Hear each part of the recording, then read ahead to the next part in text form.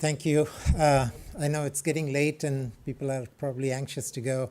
So I'll try to keep it brief, 15, 20 minutes maybe at the most. And so like I said, so you know my background. I used to be a researcher for 11 years, even though I don't have a PhD. I was the only non-PhD in this lab of 700 PhDs. And that was a strange phenomena because I noticed that this is long back, 35 some years ago, that we were doing research for research's sake. We didn't really care if somebody used it, and the business units didn't care, what was going on in research. They never talked. The two sides never talked, and I felt very frustrated by that. So I started to do that talk myself, and I realized that the two sides don't even know what's going on. And it led me to doing some phenomenal things then. For example, I was just saying this morning that, I had 22 patents by the time I was 30 years old. And I had more patents than anyone in the whole lab in the history of the company, 100-year history. They put my name on the plaque outside the building, decorated me, gave me a lot of money. I won the 3 people in the US get Inventor of the Year award. I won that. But what was that all about? I mean, nobody really took any of that to take it to the field. So I decided that I'm going to do it myself. So I moved to the other side of the business. And within 5 years, invested $600 million, convinced company to invest $600 million at that time to create the world's first CBM project.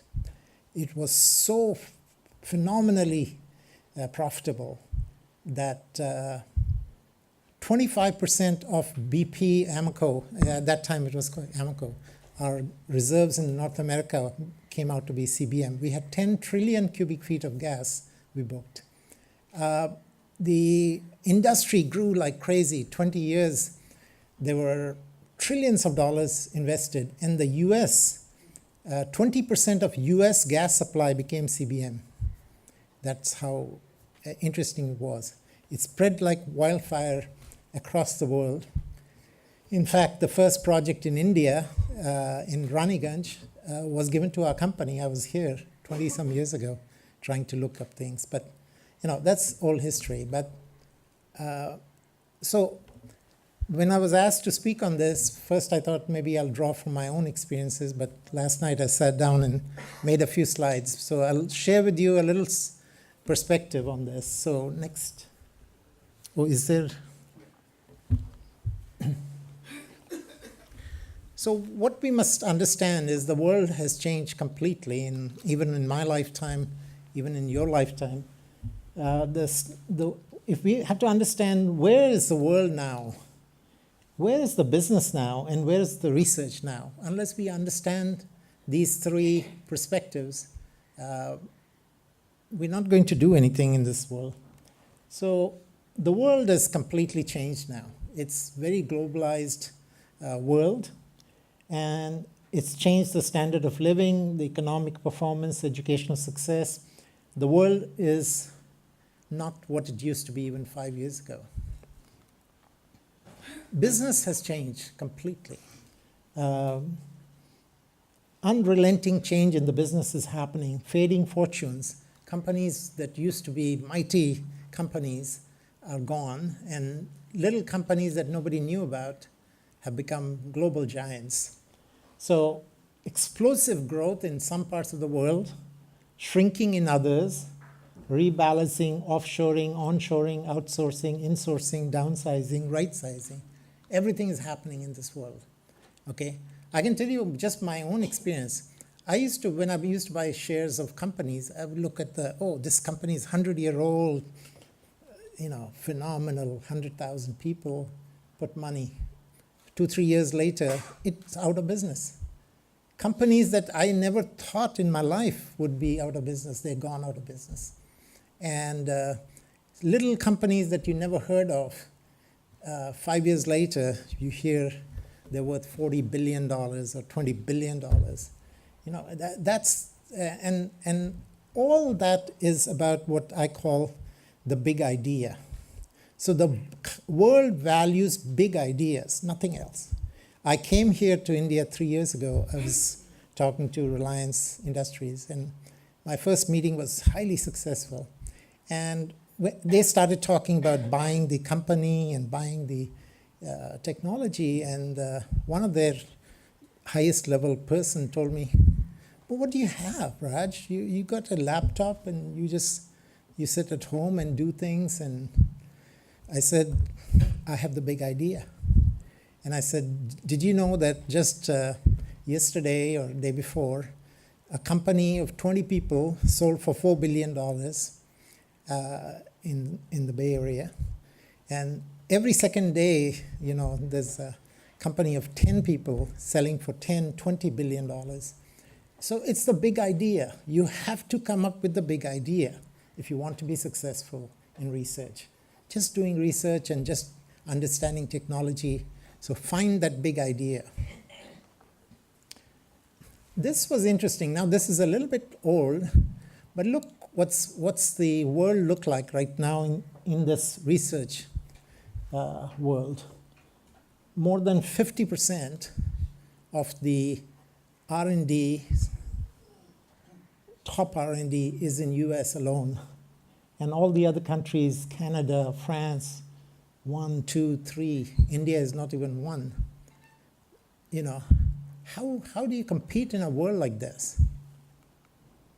Look at the top 20 universities, let's say, and look, 19 out of 20 are in US. So what's happening in US? So I live in San Francisco, California, the hub of innovation, hub of growth. It's phenomenal. I moved there. I just couldn't believe what was going on there 3 years ago. My son, he was 22 years or 21 years old. He graduated from Duke University in bachelor's in biology, and he knows nothing in biology, just complete zero. Knows nothing about computer sciences. 3 months into his job, he was made the CEO of the company, and he had people in the 50s and 60-year-olds reporting to him, and to this date he is. Within a year, he became so famous in the whole Bay Area that he had articles in Wall Street Journal, CNN News, Financial Times, big things happening.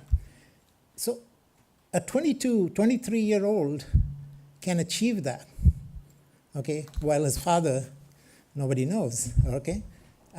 So this is a very different world.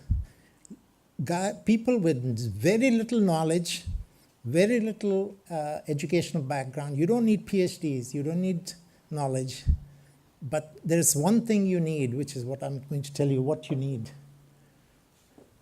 This is just some statistics I threw out, because when we think of collaboration, I don't know what you think of collaboration. I was surprised by this, but of the 25 universities, this is how the collaboration looks like. Consultation, training,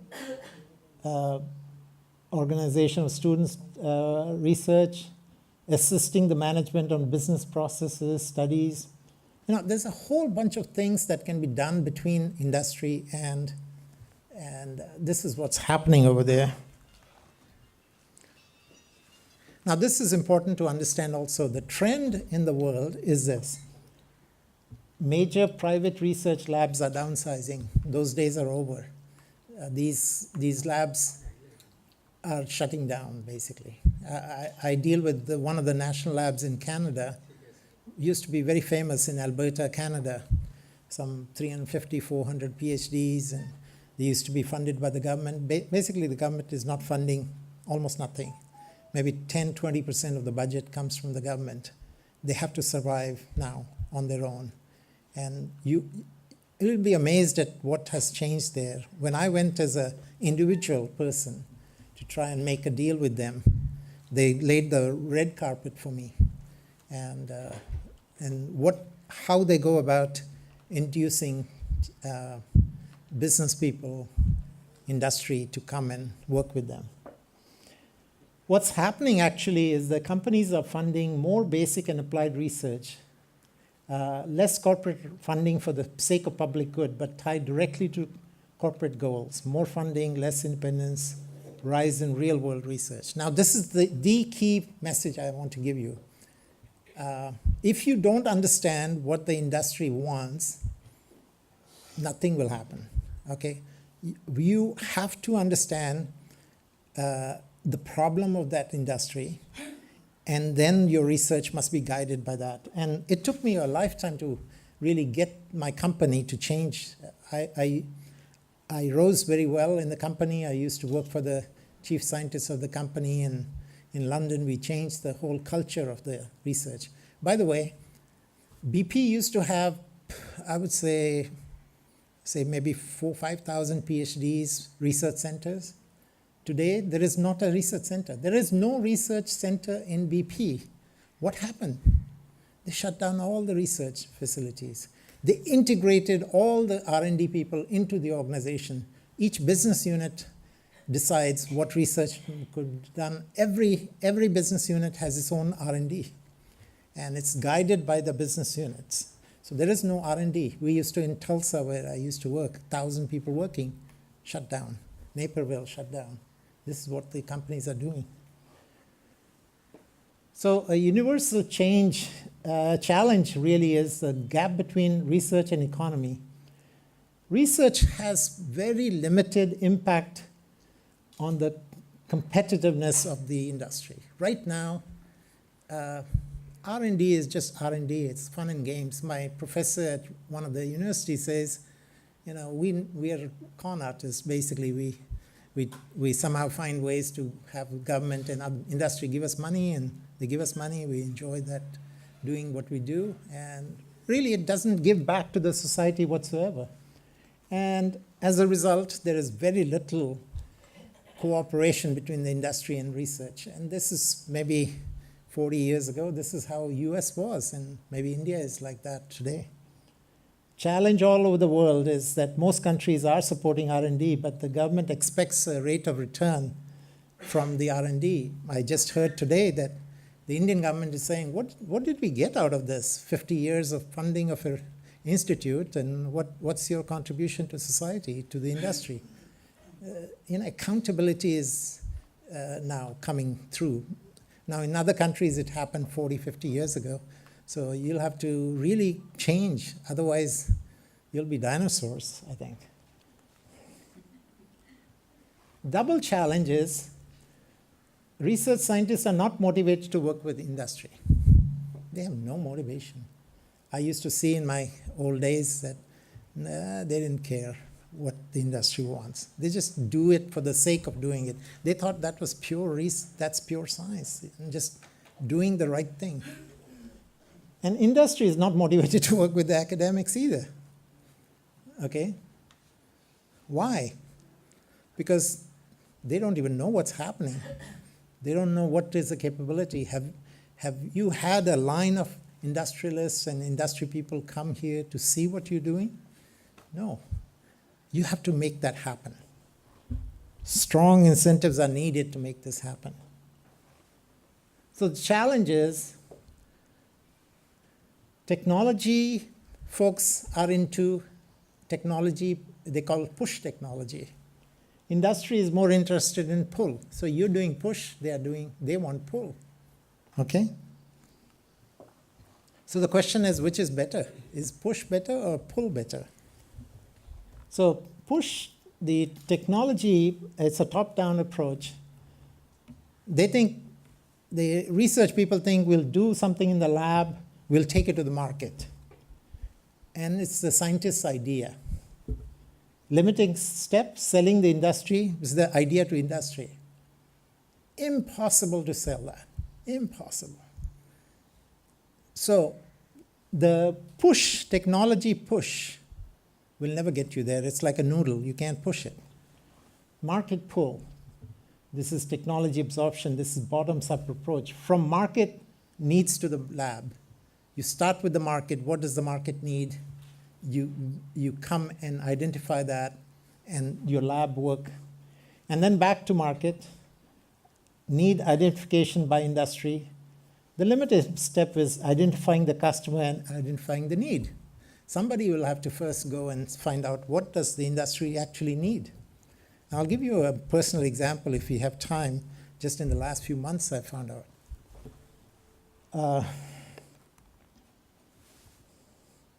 Technology push gives more fancy results under quotes, but it takes more time and it's very risky. Okay, it may look all fancy, but to the real world, it's no good. I have to tell you that. Market pull is less exotic, but much more frequent and a high rate of success. So the answer is pull. Okay, don't push.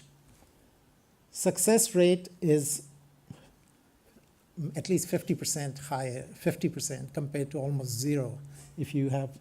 So it depends on, you want to stay in this thing, it's fine, but if you want to really make a step change, you have to change the way you think. You have to go into the pull mode.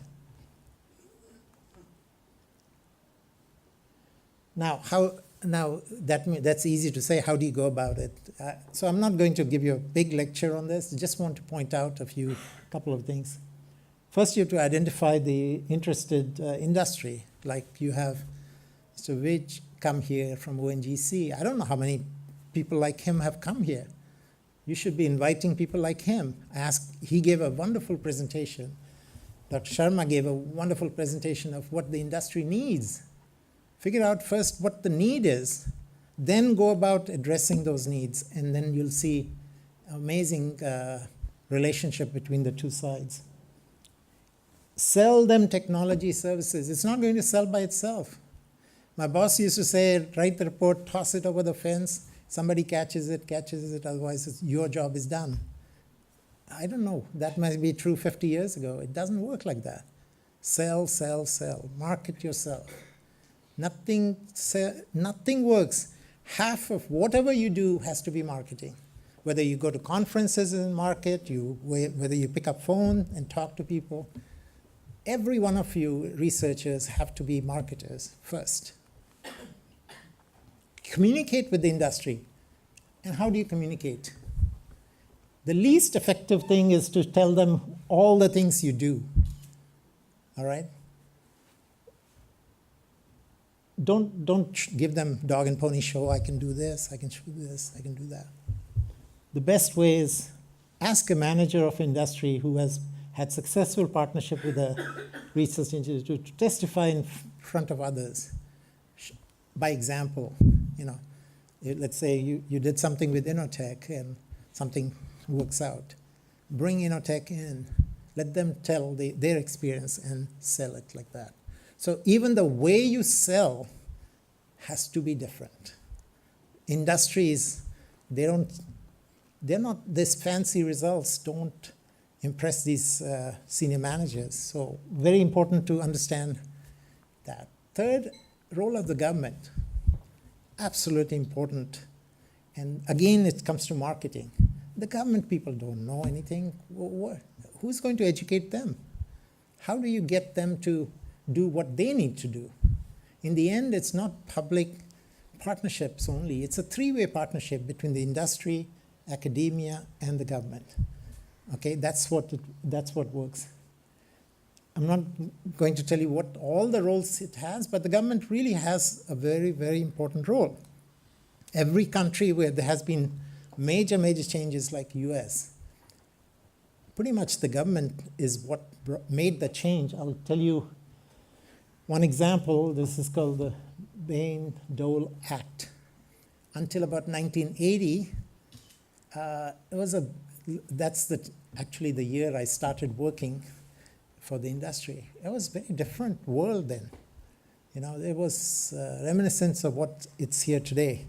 When that act came, they laid down really what are the regulations, what are the policies, and all that.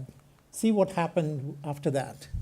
And this is not the latest data. This is maybe about 10 years old. 5,000 companies have spun out of American campuses. 40,000 license agreements Companies, 40 billion a year adding to the country's economy.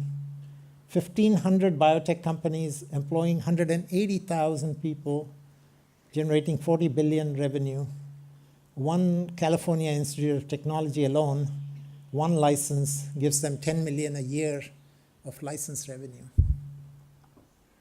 They received 416 applications, received 142 patents, started 14 new companies. Everyone heard of Stanford, which is a few miles from where I live? Read the list of companies. These are just a few of the companies that came into being out of the university research. These are all the who's who of today's world. Google, eBay, Yahoo. I don't know if these names are familiar to Indians, but these are huge, huge companies. They all came out of research in universities. And students like you, 20-year-olds. Every 20-year-old in US thinks that by the age 25, they'll be billionaires. My son's boss, who is 35 now, he became a billionaire before he was 25. And this is how people are thinking. This is how researchers are thinking. And he's a very high-tech guy. He's a technically very, very strong people. Things like Cisco Systems, eBay, Gap, just name a few, Google, HP, Nike, Sun Microsystems, some Indian guy that very famous, you know these guys. So this is the last slide. Now this is just trying to now, I just thought, what can people do practically? One thing you can do really is that person-to-person contact between people. Why I say US, because first I lived there. Plus India, US, very similar dynamics and language and everything is. Everyone seems to know somebody in US. There are so many personal contacts. Take advantage of them. Use them. Priyanshu and I used to live in San Francisco. He lived in Delhi. We just reached out to each other and said, let's do something together. For example, my role in Innotech will be to take whatever we can create success in India to make it global. Why are we thinking India only? Why are we thinking of Indian oil sector? Do you know Indian oil sector is a drop in the ocean compared to the world oil sector? You come up with a solution to the oil industry. That solution is marketable everywhere in the world. Overnight you'll become a sensation.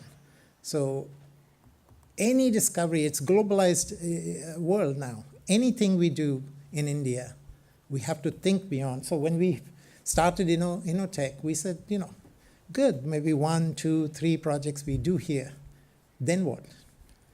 Go to Oman, go to Indonesia, go to US, go to Canada. Indian companies can outcompete anyone if only technology was at that level, because smarts are there, people costs are not so high. Everything is quite doable. And that's why 25% of the startups in the Silicon Valley are all done by Indians. They say, my American friends say there's a IIT mafia in Silicon Valley, 20,000 IITs, students dominate the whole Silicon Valley.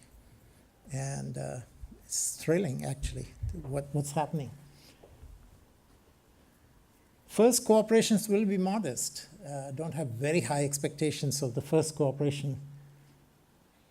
Now, this is coming to your director's point of view. Only way to be competitive is to collaborate and innovate openly. Okay, openly is the key word here. Don't hide your thing and say, this is patentable, this is collaboration, open collaboration. Closed system produce things that are obsolete and will not be competitive going forward. Open collaboration is the paradigm of choice for accelerating innovation. Okay, with these I'll take any questions or if you don't have.